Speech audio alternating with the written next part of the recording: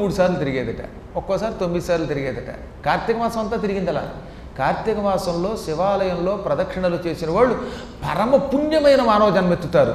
వాళ్ళ సుకృతాన్ని బట్టి స్త్రీగానో పురుషుడిగానో పుడతారు. అటువంటి వాళ్ళకి దైవభక్తి, దానం చేయడం అనే లక్షణం, పురాణములు వినాలనే కోరిక, పెద్దలని గౌరవించడం, మంచి మంచి పదవులు ఇవన్నీ వస్తాయి.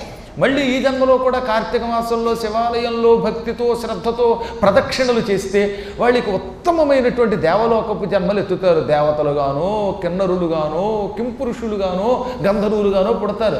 కాబట్టే వీలున్నంత వరకు ప్రదక్షిణలు చేయండి బాబోయ్ అన్నారు. ప్రదక్షిణ వల్ల అనేక జన్మల పాపాలు పటాపంచలైపోతాయన్నమాట. యాని కానిచ పాపాని జన్మాంతర కృతాని చ తాని తాని ప్రణశ్యంతి.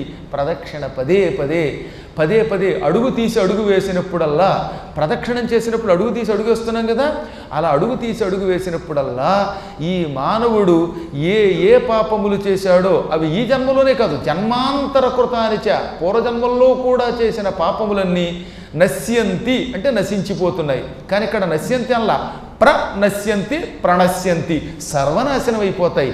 తెలుసో తెలియకో మనం ఎన్నో జన్మలలో ఎన్నో పాపములు చేశాం. ఈ పాపములన్నీ ఆ శివాలయంలో కార్తీక మాసంలో ప్రదక్షిణ చేస్తూ ఉంటే పట పటమనే శబ్దంతో కుప్పకూలి సర్వనాశనం అయిపోతాయి. ఇంకక్కడ ఒక్క పాపం ఉండదు, వాడు పరమపుణ్యాత్ముడైపోతాడు. అందుకని ప్రదక్షిణ చెయ్యాలి. ఈ ప్రదక్షిణ చేయటంలో ఒక్కొక్క అడుగు తీసి ఒక్కొక్క అడుగు వేసినప్పుడల్లా అన్ని పాపాలు పోతాయట. అందుకే పదే పదే అన్నాడు అనమాట.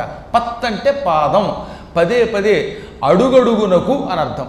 మనం ప్రదక్షిణ చేయాలంటే అడుగు తీసి అడుగు వేయాలి కదా, అడుగడుగునకు పాపములు పోతాయి. అడుగడుగునకి మనం చేసిన మహాపాపాలు సర్వనాశనం అయిపోతాయి. పాపాలు ఎప్పుడైతే పోతాయో మహాపుణ్యములు వస్తాయన్నమాట.